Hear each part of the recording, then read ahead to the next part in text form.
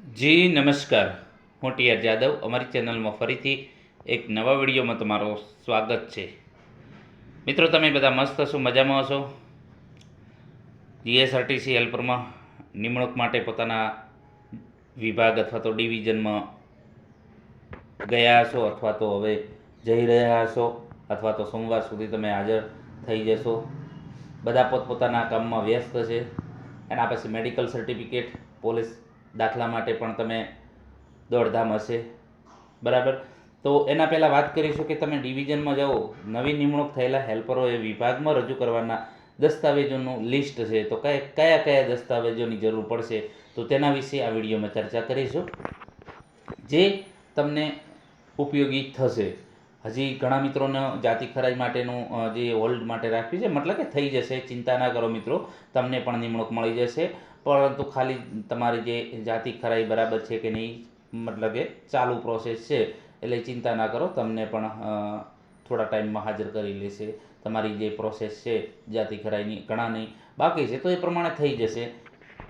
તો ચાલો મિત્રો સ્ટાર્ટ કરીએ કે જે નવી નિમણૂક થયેલ હેલ્પરોએ વિભાગમાં રજૂ કરવાના દસ્તાવેજોનું લિસ્ટ. તો કયા કયા દસ્તાવેજો તમારે રજૂ કરવાના છે, તો જે તે પોલીસ સ્ટેશનનો દાખલો ઓરિજિનલ એક, ઓનલાઈન કઢાવેલ દાખલા પર જે તે ઓથોરિટીના સહી સિક્કા હોવા જોઈએ. ઘણા મિત્રો ઓનલાઈન કઢાવે છે, તો ઓનલાઈન તમે કઢાવો છો તો તમારે પોલીસ સ્ટેશનમાં જઈ સહી સિક્કા કરાવવા ફરજિયાત છે.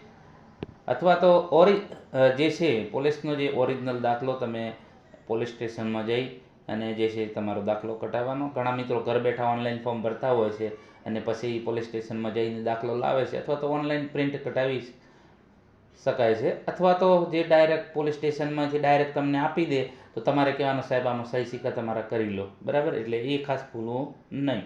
અહીં સ્પષ્ટ લખેલું છે કે ઓનલાઈન કઢાવેલ દાખલા પર જે તે ઓથોરિટીના સહી સિક્કા, એટલે કે જે તે ઓથોરિટી, એટલે કે જે તમે પોલીસ સ્ટેશનમાંથી દાખલો લાવો છો એમાં. સિવિલ સર્જન શ્રી, એટલે કે આ ભરૂચ જિલ્લાનું છે, જે ભરૂચ ડિવિઝને, મતલબ કે એટલે અહીં ભરૂચનું કીધું છે.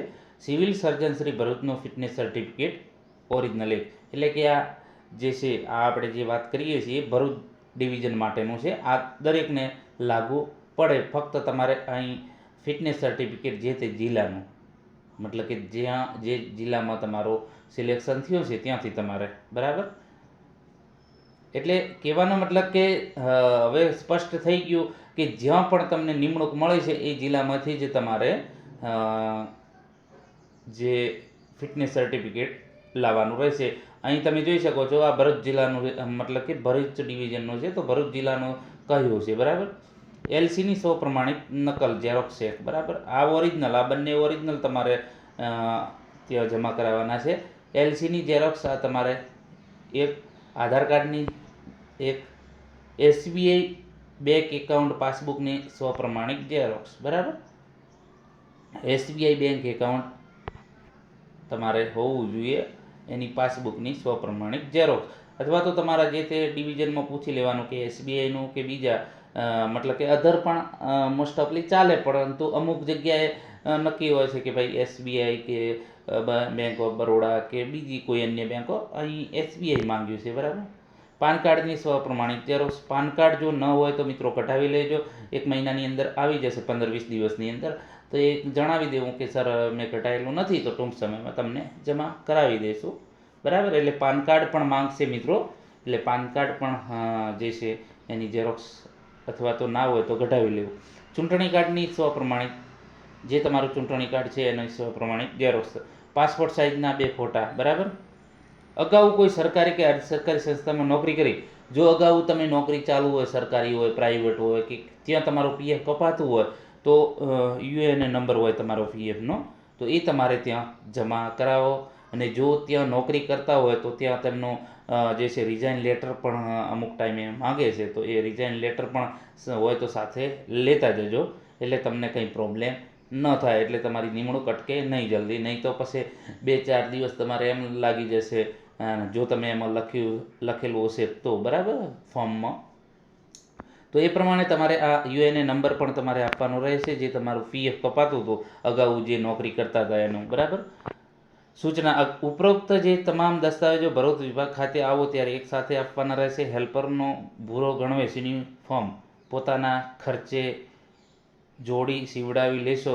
ઉપરોક્ત દસ્તાવેજો રૂબરૂ જમા કરાવવાનું સ્થળ નીચે મુજબ છે. બરાબર, તો અહીં જે ભરૂચના મિત્રો છે તો એમને અહીં આપેલું છે તો અહીં જમા કરાવવાનો રહેશે. ક્યાં છે? એસટી વિભાગીય કચેરી, વહીવટ શાખા, ઉપરના માળે, ભોલાવ બસ સ્ટેન્ડ પાસે, ભોલાવ, ભરૂચ. તો એમને ત્યાં, અને જે ભરૂચવાળા મિત્રો છે એમને યુનિફોર્મ જે સીવડાવવાનો છે પોતાના ખર્ચે, પછી કદાચ પૈસા તમને આપી દેશે.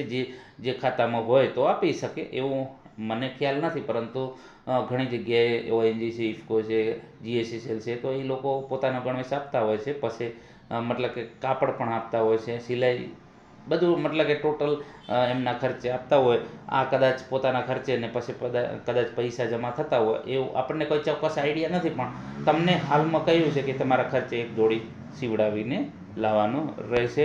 તો આ મિત્રો, હેલ્પર માટે તમારે જે તે વિભાગીય કચેરીમાં જશો ત્યારે આ ડોક્યુમેન્ટ તમારે જમા કરાવવાના રહેશે. મોસ્ટ ઓફલી બધાને સરખા જ છે.